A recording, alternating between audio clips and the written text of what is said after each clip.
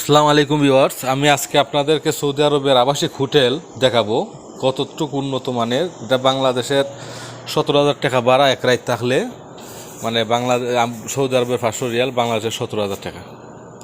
এটার মধ্যে কি কি আছে আপনারা দেখেন। একটা রুমের মধ্যে টিভি পাচ্ছেন, খাট পাচ্ছেন, লাইট পাচ্ছেন এবং ভেতরে অনেক সুন্দর বাথরুম।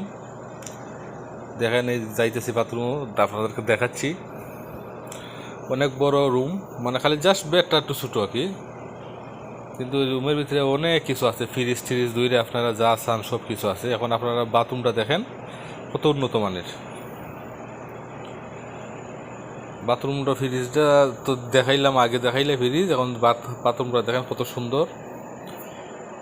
মানে কি বলবো, মানে এত সুন্দর কাজ বাংলাদেশে খুব কমই হয়। দেখেন কতটুকু ক্লিন। এলো বাথরুম গোসলখানা একসাথে, দেখেন।